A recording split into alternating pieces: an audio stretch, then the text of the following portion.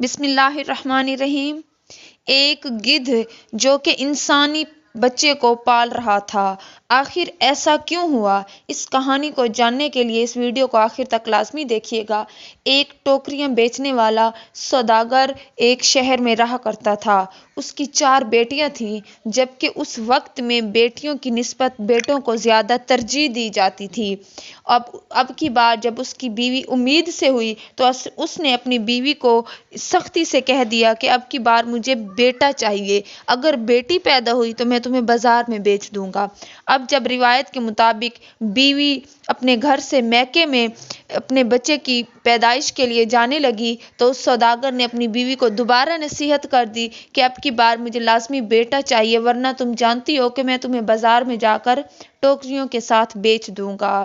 اب وہ بیچاری پریشان ہوئی اور پھر وہ وقت آن پہنچا جب اس نے خوبصورت لڑکی کو جنم دیا۔ جب بیٹی کو دیکھا تو وہ بہت پریشان ہوئی اور اپنی شوہر کی دھمکی یاد آئی تو اسی پریشانی کے عالم میں اس نے اپنی بیٹی کو ٹوکری کے اندر ڈالا اور پھر دریا کے حوالے کر دیا اور اللہ سے دعا کرنے لگی کہ اے باری تعالیٰ، اب میری بیٹی تمہارے حوالے ہے، اسے اپنے حفظ و امان میں رکھنا۔ اب دریا اس ٹوکری کو بہاتا ہوا لے گیا اور ایک مچھیرا جو کہ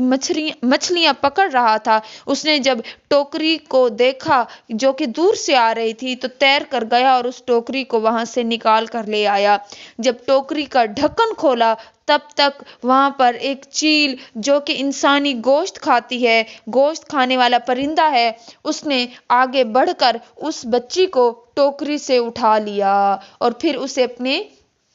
گھونسلے میں لے آئی اور پیپل کے درخت پر اس کا گھونسلہ تھا وہاں رکھا، اسے کھانے کا ارادہ کیا، لیکن بچی جو کہ بہت ہی معصوم تھی تو اس چیل کے دل میں ایک ممتا جاگی، اس نے بچی کو کھانے کا ارادہ ختم کر دیا اور اسے پالنے کا فیصلہ کر لیا۔ اب وہ دور دور سے پھل لے آتی، اس بچی کو کھلاتی۔ بچی تھوڑی بڑے ہونے لگی تو وہ اس کی ضرورت کے مطابق جس گھر میں کوئی کپڑے لٹکے ہوتے تو وہاں سے وہ کپڑے اتار کر لے آتی، اس بچی کو پہناتی، اسے کھلاتی پلاتی، اس کا خیال رکھتی، کنگھی، سرما، پاؤڈر، کریم، جو کچھ بچی کی ضرورت کا سامان ہوتا وہ ہر گھر سے چرا کر لے آتی اور اس بچی کا خیال رکھنے لگی۔ آہستہ آہستہ وہ بچی بڑی ہونے لگی، اب وہ جوان ہو چکی تھی۔ اب چیل بیچاری وہ پریشان ہوتی کہ اگر میں کہیں جاؤں تو یہ اکیلی کیسی رہے گی۔ پھر اس نے اس بچی کو سمجھا دیا کہ اگر تم کسی مشکل میں پڑ جاؤ، کوئی پریشانی آئے تو فوراً مجھے اماں اماں، پیاری اماں آواز لگانا، میں جہاں کہیں ہوں گی فوراً واپس آ جاؤں گی۔ اب ایسا ہی ہونے لگا، وہ دور دور تک چلی جاتی اور پھر اس بچی کو اگر کوئی پریشانی ہوتی تو وہ اس کی پکار اماں اماں، پیاری اماں جب لگاتی تو وہ چیل جہاں کہیں ہوتی وہاں پر واپس موجود ہو جاتی۔ ایک دن وہ لڑکی درخت پر بیٹھی کنگھی کر رہی تھی اور اسی جگہ سے ایک سوداگر گزر رہا تھا۔ وہ درخت کے نیچے سانس لینے کے لیے بیٹھ گیا، ابھی بیٹھا ہی تھا کہ اس کے اوپر سے ایک بال آ گرا۔ وہ حیران ہوا کہ اتنا لمبا بال کہاں سے آ گیا۔ اس نے ارد گرد ہر طرف نگاہ دوڑائی لیکن اسے کوئی نظر نہ آیا۔ جب اس نے اوپر منہ کر کے درخت کی جانب دیکھا تو وہاں پر ایک لڑکی بیٹھی کنگھی کر رہی تھی۔ وہ وہاں پر اتنی خوبصورت لڑکی کو دیکھ کر حیران رہ گیا اور پھر وہ اس سے پوچھنے لگا کہ تم کون ہو، کہاں سے آئی ہو اور یہاں اتنے بڑے جنگل میں کیا کر رہی ہو؟ تو وہ لڑکی اس سوداگر کے سوال سن کر پریشان ہو گئی اور صدا لگائی اماں اماں، پیاری اماں۔ تب تک ایک چیل اڑتی ہوئی آئی اور وہاں آن پہنچی اور پوچھنے لگی بیٹی بتا کیا بات ہے؟ تو اس نے نیچے سوداگر کی طرف اشارہ کر دیا اور جب اس آدمی کی جانب اشارہ کیا تو وہ چیل اڑتی ہوئی اس شخص کے پاس آن پہنچی اور اس سے پوچھنے لگی کہ تم کون ہو؟ تو وہ بتانے لگا کہ میں ایک سوداگر ہوں۔ جب اس نوجوان کو اس چیل نے دیکھا تو دل میں فیصلہ کر لیا کہ میں اپنی اس بیٹی کی شادی اسی سے کروا دیتی ہوں، اور جب یہی بات اس نے اس سوداگر سے کہی تو وہ کہنے لگا کہ میری پہلے سے 3 بیویاں موجود ہیں، اگر تمہیں کوئی اعتراض نہ ہو تو میں تمہاری بیٹی سے جو کہ بہت ہی خوبصورت ہے شادی کرنے کے لیے تیار ہوں۔ تو پھر وہ چیل مان گئی اور پھر اس نے اپنی بیٹی کا ہاتھ پکڑا اور سوداگر کے ہاتھ میں دے دیا اور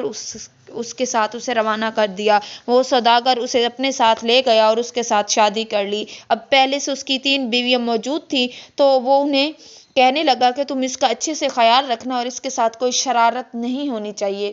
اب وہ تینوں حسد کرنے لگی جھگڑالو جو تھی کہ اب ہم تین تو پہلے موجود ہیں، یہ چوتھی جو کہ کم عمر ہے اور معصوم ہے اور خوبصورت ہے، یہ کہاں سے آ گئی ہے؟ تو ان تینوں نے ایک دن پلاننگ بنائی کہ اب تم ایسا کرو، ہمارے لیے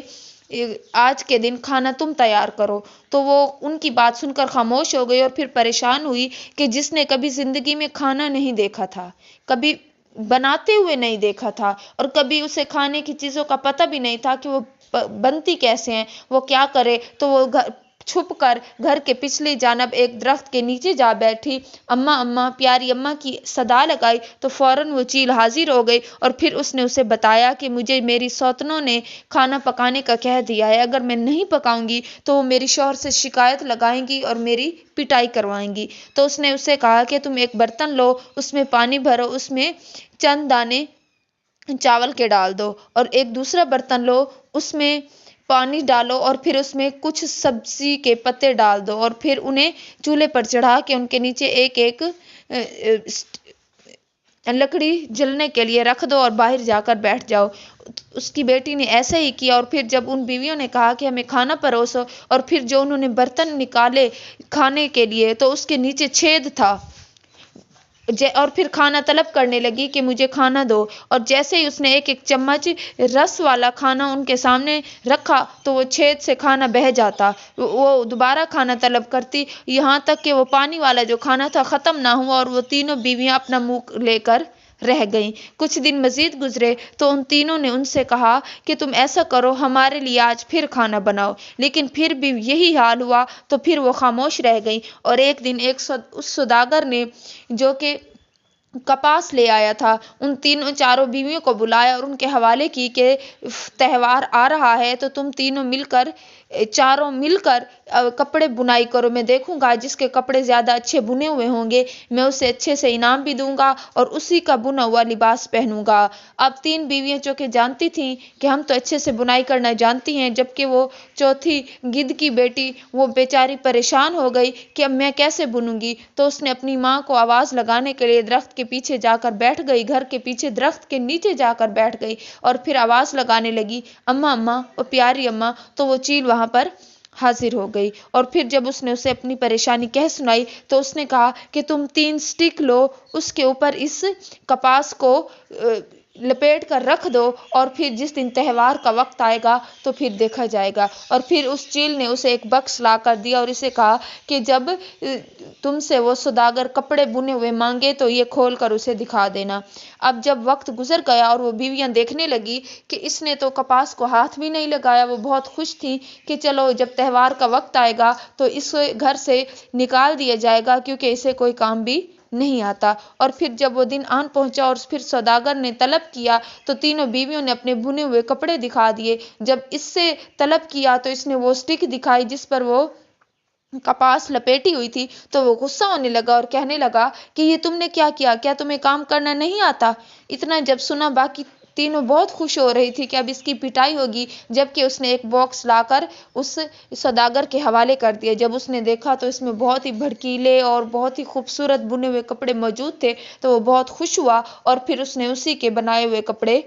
پہن لیے۔ چند دن بعد جب وہ تجارت کے لیے گھر سے باہر نکلا تو اس نے اپنی بیویوں کو نصیحت کی کہ تم اس گدھ کی بیٹی کا خاص خیال رکھنا، میرے آنے تک میں کوئی جھگڑا نہ سنوں۔ اور پھر وہ وہاں سے چلا گیا تو ان تینوں نے اسے بازار لے جا کر میک اپ چوڑی خریدنے کے بہانے بازار کے اندر ایک شخص جس سے انہوں نے میک اپ خریدا تھا اسے بیچ دیا۔ اب اس نے دیکھا کہ میک اپ کے بدلے خوبصورت لڑکی مل رہی ہے تو وہ خوش ہو گیا اور وہ اسے ایک ناؤ میں بٹھا کر دریا کے اندر لے گیا اور پھر اسے وہاں سے لیتا ہوا مچھیرے کے پاس پہنچا اور پھر اس مچھیرے کے حوالے کر دیا۔ مچھیرے نے اسے خشک مچھلیوں کے دیکھ بھال کے لیے وہاں پر بٹھا دیا اور پیچھے وہ تینوں گھر پہنچی اور پھر انہوں نے جب دیکھ لیا تھا کہ ہماری جو سوتن ہے اسے کوئی کام کرنا نہیں آتا اور یہ چھپ کر ماں ماں پیاری ماں کہہ کر اس چیل کو بلا لیتی ہے، تو انہوں نے وہی ڈرامہ کیا، اس چیل کو بلا لیا اور ان تینوں نے مل کر اس چیل کو مار ڈالا۔ ڈالا۔ اب جب وہ پریشانی کے عالم میں وہاں پہنچی اور مچھلیوں کے پاس بیٹھی خیال کر رہی تھی اور پھر چیل کو پکار رہی تھی، اماں اماں پیاری اماں، لیکن وہ بیچاری چیل تو مر چکی تھی۔ وہ اسی پریشانی کے عالم میں بار بار پکار رہی تھی کہ اتنے میں اس کا شوہر دریا کے راستے سے تجارت کر کے واپس آ رہا تھا۔ جب اس نے یہ آواز سنی تو وہ پہچان گیا کہ یہ تو میری بیوی ہے، اور جب آگے بڑھ کے دیکھا تو وہ مچھلیوں کے پاس بیٹھی خیال رکھ کے یہ آواز کر رہی تھی۔ تو اس نے اپنی بیوی کو ناؤ میں بٹھا لیا اور ایک بکس کے چھید کر دیے اور اس بکس کے اندر بیوی کو چھپا دیا، اور پھر گھر آن پہنچا تو